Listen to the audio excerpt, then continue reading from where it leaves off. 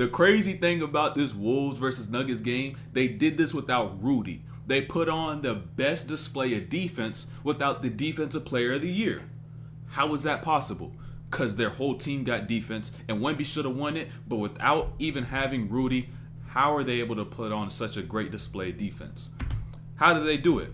You got someone like Karl Anderson who stepped into the lineup to guard a Jokic. That's a 50-pound weight differential, height differential about 4 inches, wingspan probably like another 6, but he had to play with his mind. He had to play smart. And so now you got Jokic in the post. And now notice, he's going to try to use the size, so he's going to bump. Watch. First bump happens, but now this is where Karl Anderson taps into the mind. Because when he bumps, he gets closer to me. And by getting closer to me, I can now get access to the ball and reach around his backside and end up getting that steal. Once again, you got to look beyond Ant, you got to look beyond McDaniels, and you got to look at a Mike Conley because he is matched up against KCP, right? And now you got Murray over here, Kyle Anderson once again on Jokic. So you're not going to put Kyle Anderson on the island by himself. What you're going to do, the second he catches, and now goes back once again, Jamal Murray on the cut. And now playing this weak side with KCP, recognizing this cut's about to happen with Jamal Murray, what does Mike Conley do?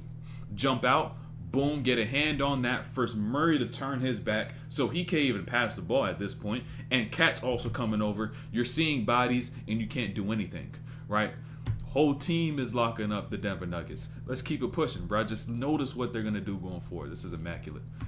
This right here is why length matters. No Diddy. You got Jokic with the ball, and now you got 2 7-footers with their hands up high, and that's about 9 feet right there that they're pushing. So what happens as a byproduct? Jokic has to throw this pass all the way in the air, out the frame, that high, just to get it to KCP, which gives time for McDaniels to get to KCP's body, gives Ant time to get to Michael Porter Jr.'s body. He doesn't bite out on that jab, and he's sitting on that step back, and now they locked up that whole possession. I'm trying to tell y'all, length matters. If this right here was Anthony Davis and the Lakers when they played the Nuggets, AD is going to sit on that ground for about 7 to 8 seconds and then allow the Nuggets just to run down the court and get 2 points. But now the Timberwolves play up a different level of effort. Jokic gets the ball. Anderson's up in about 1 to 2 seconds. He kicks it down, and then Jokic begins that sprint once he gets closer to the rim. Anderson gets a hand on that because he decided to run back into the play. And now what this becomes is a 4-point swing because it's laid right here by Alexander Walker. Hustle and effort. It's what it boils down to, which is what other teams didn't have. And also the Minnesota Timberwolves have it with the personnel and the knowledge to be able to apply it. Look at Naz Reid, right? Justin Holiday cuts through. He points to that corner. That shows you that they're not playing a man. This is a matchup zone for a specific inbound play by Denver. And so now, Mike Conley, he now goes down, tells Nickeil Alexander Walker to take that corner. And now taking Jamal Murray, you're like, okay, matchup zone, worry about your man. I got mine, you got yours.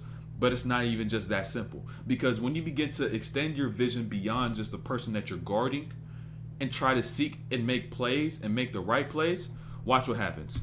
Ball gets thrown, he's watching that, jump that lane right there and then. But even people, what happens? That's a tough block. I ain't gonna lie. That was probably Denver's best play of the game. Off the rebound, Alexander Walker picks up full court. Notice what he does, right? He picks up full court. He gets beat.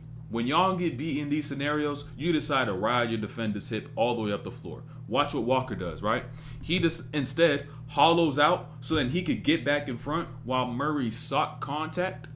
And as he did that, the double team came. And notice the discipline on the double team. And tell me, does anybody reach?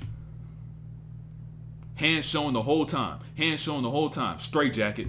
Took away 12 seconds off the shot clock. Damn near 12. About to be 12 seconds on the shot clock. Gave it up to Reggie Jackson. Now Jamal Murray gets it back with 7 on the shot clock.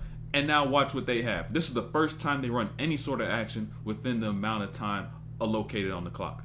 So now Alexander Walker here. Comes off the screen, McDaniels, boom. You see 2 once again. You got 4.4 left. You switch back. And now guess what? You throw this to the corner. You hoist some bullshit up, side of the glass. Another shot clock violation.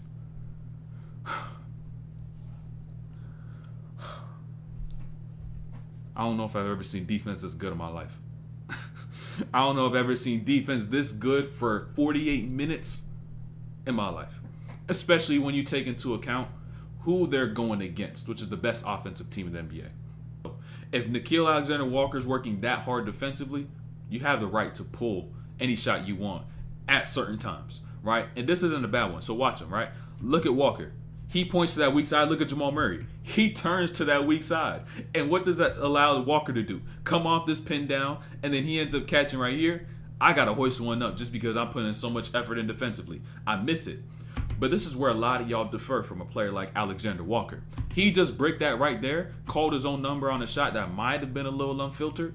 But what is he going to do the next defensive possession down, right? He's got Aaron Gordon, and he said, all right, bet, next play, I'm not going to worry about my past play. I'm going to worry about my present play. Boom. Watch the defense. Watch the defense. Move to the right. Boom. Beat him to the spot. Going left. Beat him to a spot. Showing hands. Swipe down where the ball be. Help defense come over. Block. Look at Naz Reid. This is how you can lock up Jokic, right? He catches, fakes over the right shoulder, goes to the left. He doesn't fall for that fake because Jokic is only going to that right hook. What does he do?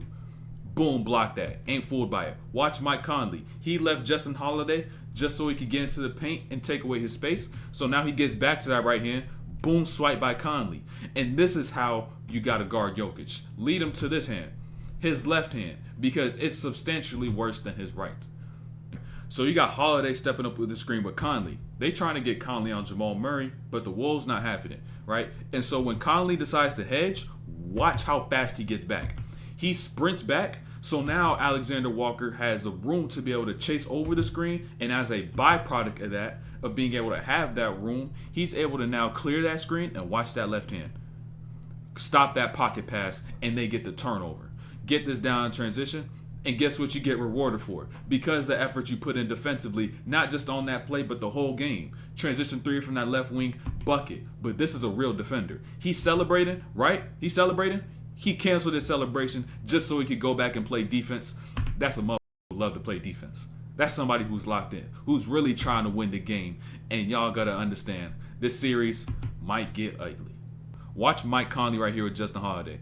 Jokic gets this catch, and then Justin Holiday cuts through. He decides to read the action and decide this is what great defenders do, which is decide to go and blow up plays according to what's actually going on and not getting fooled by this foolery, right? And now he gets on that elbow, strips Michael Porter Jr. clean, throws it down to Ant, and then guess where they get? Another two. Make that 28.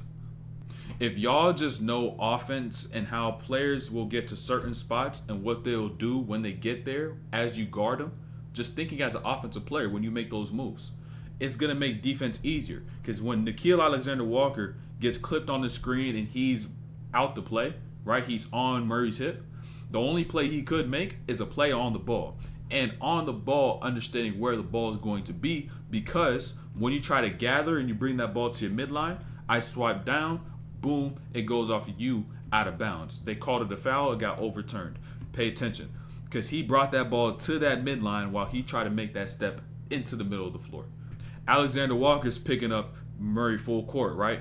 And despite the fact that Alexander Walker does get beat here, Murray's like, oh shit, finally, I got past Walker, right?